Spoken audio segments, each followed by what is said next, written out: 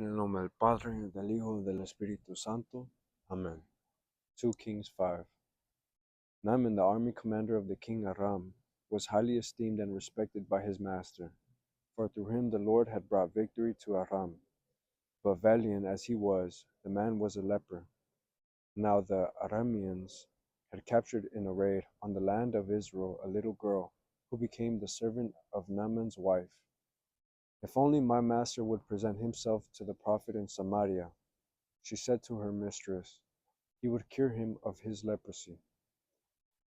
Naaman went and told his lord just what the slave girl from the land of Israel had said. Go, said the king of Aram. I will send along a letter to the king of Israel. So Naaman set out, taking along 10 silver talents, 6,000 gold pieces, and 10 festal garments. To the king of Israel he brought the letter which read, with this letter I am sending my servant Naaman to you, that you may cure him of his leprosy. When he read the letter, the king of Israel tore his garments and exclaimed, Am I a God with power over life and death, that this man should send someone to me to be cured of leprosy? Take note. You can see he is only looking for a quarrel with me. When Elisha, the man of God, heard that the king of Israel had torn his garments, he sent word to the king, Why have you torn your garments? Let him come to me and find out that there is a prophet in Israel. Naaman came with his horses and chariots and stopped at the door of Elisha's house. The prophet sent him the message, Go and wash 7 times in the Jordan, and your flesh will heal and you will be clean. But Naaman went away angry, saying, I thought that he would surely come out and stand there to invoke the Lord his God, and would move his hand over the spot, and thus cure the leprosy. Are not the rivers of Damascus, the Abana, and the Pharpar, better than all the waters of Israel? Could I not wash in them and be cleansed? With this he turned about in anger and left. But his servants came up and reasoned with him. My father, they said, if the prophet had told you to do something extraordinary, would you have not have done it?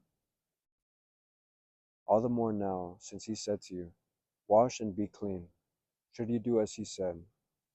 So Naaman went down and plunged into the Jordan 7 times at the word of the man of God. His flesh became again like the flesh of a little child, and he was clean. He returned with his whole retinue to the man of God. On his arrival, he stood before him and said, Now I know that there is no God in all the earth except in Israel. Psalm 42. As the hind longs for the running waters, so my soul longs for you, O God. Athirst is my soul for God, the living God. When shall I go and behold the face of God? Send forth your light and your fidelity. They shall lead me on, and bring me to your holy mountain, to your dwelling place. Then will I go into the altar of God, the God of my gladness and joy. Then will I give you thanks upon the harp. O God, my God. Athirst is my soul for the living God. When shall I go and behold the face of God? Psalm 135:7. I hope in the Lord. I trust in his word. With him there is kindness and plenteous redemption. Luke 4:24-30. Jesus said to the people in the synagogue at Nazareth, Amen, I say to you, no prophet is accepted in his own native place. Indeed, I tell you, there were many widows in Israel in the days of Elijah, when the sky was closed for 3.5 years, and a severe famine spread over the entire land. It was to none of these that Elijah was sent, but only to a widow in Zarephath, in the land of Sidon. Again, there were many lepers in Israel during the time of Elisha the prophet, yet not one of them was cleansed, but only Naaman the Syrian. When the people in the synagogue heard this, they were all filled with fury.